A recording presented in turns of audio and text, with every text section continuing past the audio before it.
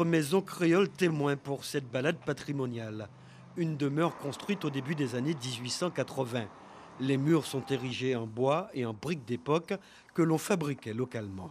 Les poutres sont en ouakapou et les parquets sont en grillon franc ou en grillon fourdi.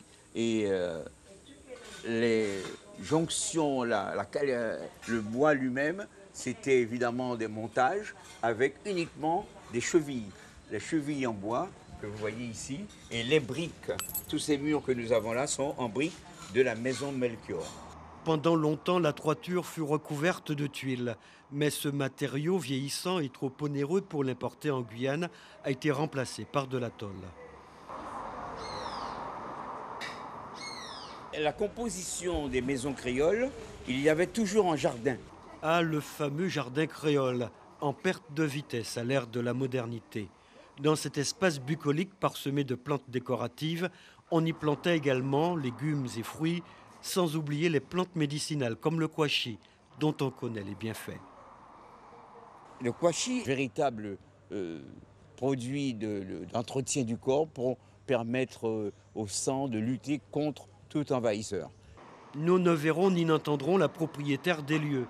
Maude Rullier, bientôt centenaire, n'a pas souhaité être filmée. Alors nous nous éclipsons avec le groupe.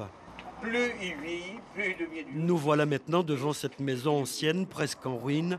Mais qu'importe, malgré les stigmates du temps qui passe sur sa façade, elle garde le charme d'une époque révolue à laquelle s'intéressent les visiteurs du jour.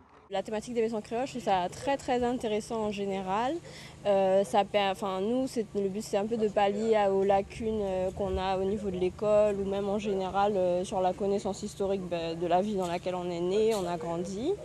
Et puis le plaisir de l'histoire, moi j'aime beaucoup ça, je suis très friande de savoir ce qui s'est passé avant, comment c'était. Je suis passionnée de l'histoire du pays, donc dans tous les domaines. Hein. C'est pas du ciment, ni c'est pas autre chose. Et c'est une aération et c'est amovible. L'architecture de la ville capitale suscite admiration et curiosité. Il y a une véritable soif de connaissances, donc pour les Guyanais de leur propre ville, puisqu'on le fait sur d'autres communes, mais il y a aussi sur les touristes beaucoup d'interrogations sur ces maisons créoles que l'on voit, sur cette architecture, pourquoi les rues sont perpendiculaires dans Cayenne, pourquoi il y a des fontaines. Voilà, donc on a un véritable questionnement et donc du coup très grosse demande de ce type de city tour. Dans l'inventaire de la direction des affaires culturelles, environ 600 maisons créoles seraient recensées à Cayenne.